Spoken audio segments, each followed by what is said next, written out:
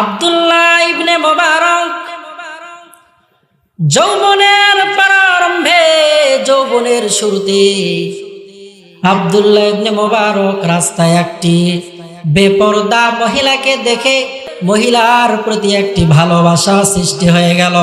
এক পর্যায়ে আব্দুল্লাহ ইবনে মুবারক মহিলার পিছু পিছু পিছু পিছু নিয়ে অনেক দূর যাইতে থাকলেন। যাইতে যাইতে যাইতে যাইতে একটি বাড়ির ভেতরে মহিলা প্রবেশ করলেন।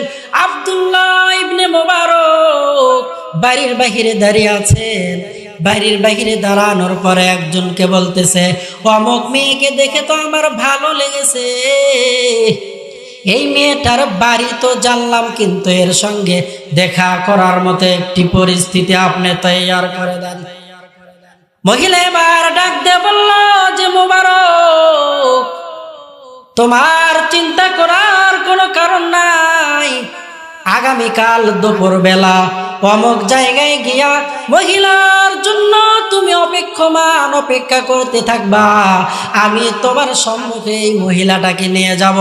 আব্দুল্লাহ ইবনে মুবারক অন্তরের ভিতরে বড় তামান্না, বড় আশা নিয়া দেখা করার জন্য অমুক জায়গায় যখন গেলেন, দুপুর পার হয়ে চলে যায়, বিকাল চলে যায়, সন্ধ্যা ঘনিয়ে আসে, এরপরেও আল্লাহর বান্দির কোনো খবর নাই। আব্দুল্লাহ ইবনে মুবারক জায়গায় দাঁড়িয়ে আছেন, কোনো খবর নাই। রাত্র পেরিয়ে যখন সকাল হয়ে গেছে, রাস্তা দিয়ে আব্দুল্লাহ ইবনে মুবারকের অতি চেনা একটি মানুষ আব্দুল্লাহ ইবনে মুবারককে বলে, আব্দুল্লাহ ইবনে মুবারক, এই গাছের গোড়ায় তুমি কি জন্য বসে আছো? আব্দুল্লাহ ইবনে মুবারক ডাক দিয়ে বলে যে, ভাই, একটি মেয়েকে দেখার পরে আমার অন্তরের ভেতরে এমন ভালো লেগে গিয়েছে, তাকে দেখা করার জন্য আমি তো এখানে দাঁড়িয়ে আছি। লোকটি ডাক দিয়ে বলল, কখন থেকে আপনি দাঁড়িয়ে আছেন? আব্দুল্লাহ ইবনে মুবারক ডাক দিয়ে বললেন যে, দুপুর থেকে আমি এখানে দাঁড়িয়ে আছি।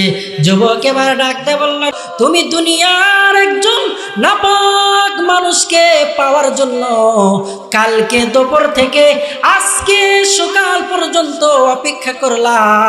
তুমি যদি আমার রবের জন্য সারা দিন সারা রাত অপেক্ষা করার দরকার নাই, 1 মিনিট অপেক্ষা করতে পারতা, তাহলে আল্লাহ তাআলা তোমার সঙ্গে দেখা দিত।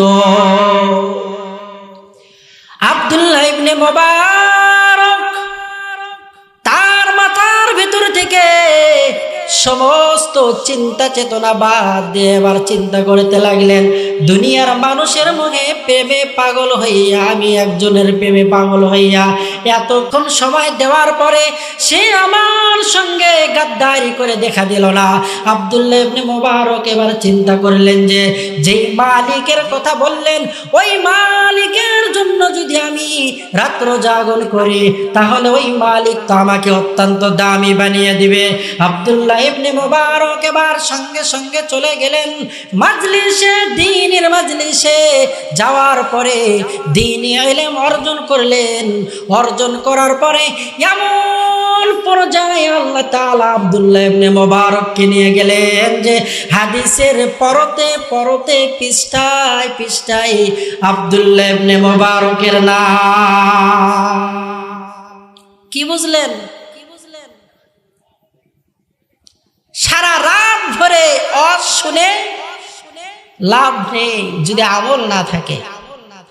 কোন কথা কখন কার জন্য হেদায়েতের জরিয়া হয়ে যায় জানা নেই।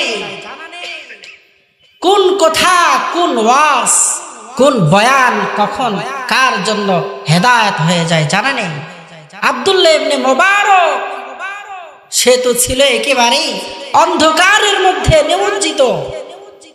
এক বান্দা বলেছে যে, আল্লাহর জন্য যদি তুমি রাত জাগরণ করতে, তাহলে আল্লাহ তাআলা তোমাকে ঠকাইতো না, আল্লাহ তাআলা তোমার সঙ্গে প্রতারণা করতো না। আব্দুল্লাহ ইবনে মুবারকের জেহেন ঘুরিয়ে গিয়েছে।